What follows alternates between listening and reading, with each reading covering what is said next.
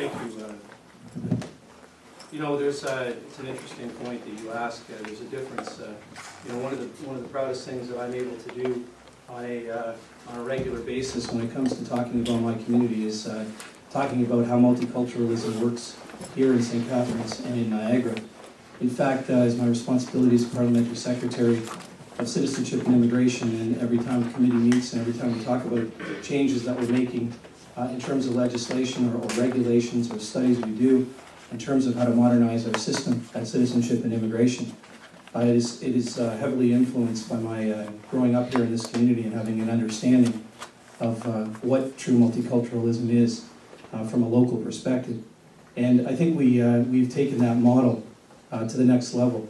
We certainly have opened our arms and our legislation to a clear understanding that we are an inclusive country and that we don't pick and choose who comes to this country. You make your application to come here based on the abilities that you have from a professional perspective and the abilities that you have to lend your experience and your culture to Canada.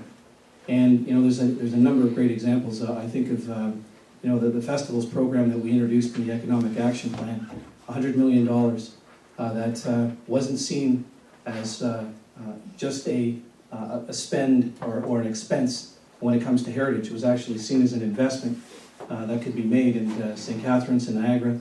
Both the Folk Arts Festival and the Wine Festival were able to really rebound and rebuild themselves based on the investments that the federal government made, your tax dollars made into this community.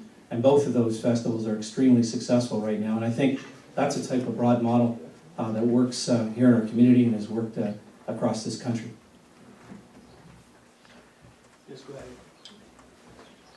The Green Party recognizes that Canada has a strong history of being a multicultural society, and I think we do see that here in St. Catharines.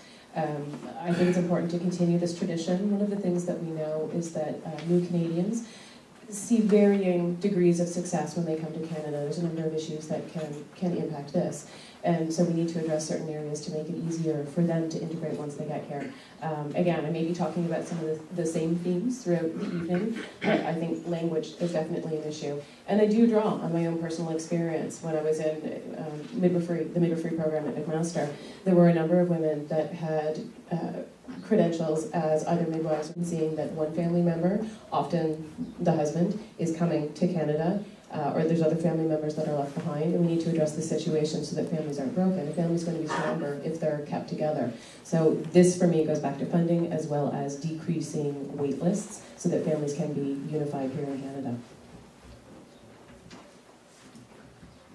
Well, thank you. And as a member of St. Catharines City Council, I was always very, very proud to support the Folk Arts Festival. Council always played a critical role in helping the festival and help it grow. I think what we have here in St. Catharines is a model that can be taken from coast to coast across Canada. We have something very, very special here with our Folk Arts Festival, and I believe it is the model that should be taken across Canada. What the Liberal Party has said about the issues that exist right now, we want to make it a priority when we form government to handle the backlog that now exists when it comes to new Canadians coming in. The cuts that we saw, you know, Jennifer talked about language training. We saw big cuts to settlement services, specifically here in Ontario, that we are committed to reversing. When it comes to family reunification, we've seen those numbers drop under the Conservative government, and what we want to do is we want to bring those numbers back up to the previous Liberal government numbers back in just 2006, I believe. So we have a firm commitment to this issue, and we look forward to rectifying some of those. We need to offer support to our new Canadians when they come. Again, Jennifer's talking about making sure that new Canadians have access to language training and skills training. We have a clear plan that also helps honor skills and knowledge that new Canadians have to try and streamline that process so that they can put their skills and their knowledge to work immediately. The Niagara region is an absolutely beautiful area. I can't think of a better place in Canada to live, and we want to make sure that new Canadians that come to the Niagara region stay in the Niagara region. So we can do that again. We can support language training, skills training. We can recognize foreign credentials. We have a plan to deal with that. And we make sure that the resources are in place so that new Canadians that come to Canada can make an easy transition into life here. So, thank you. Now the mic will now go to Jennifer Mooradian.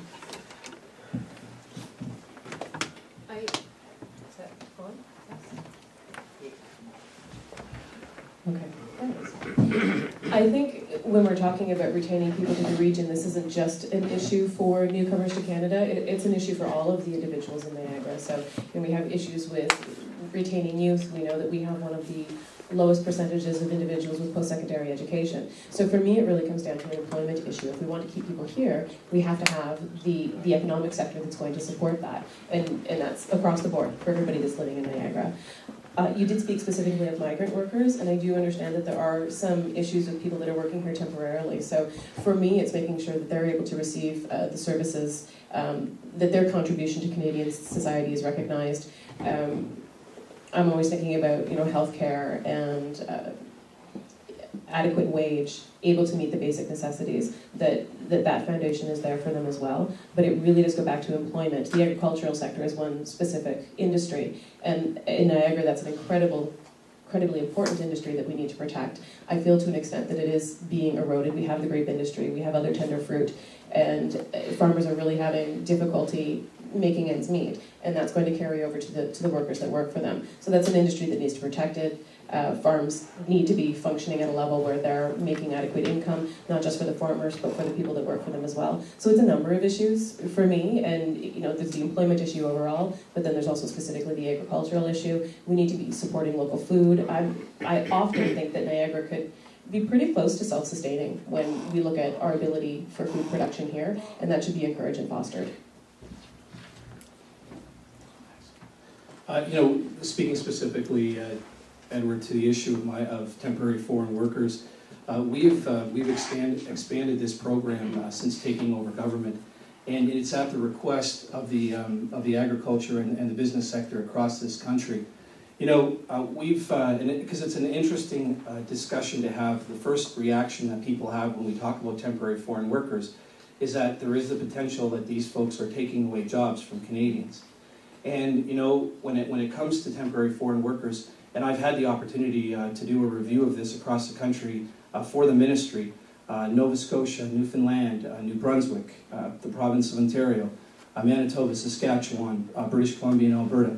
And time again, the end result of this is that there is no question that companies and business owners want to hire Canadians to work for them, whether it be agriculture or whether it be in the whether it be business related outside of agriculture. The fact is they can't find those workers. And we do not want to see these businesses go under. And so part of the way to assist them is to bring temporary foreign workers in for a period of time to assist them during their busy year or during their the harvest part of the year for them when it comes to agriculture. And if you talk to Niagara businesses, Niagara agriculture businesses here, the program has been the longest living here in Niagara. It has kept these businesses going. It has kept these businesses in business.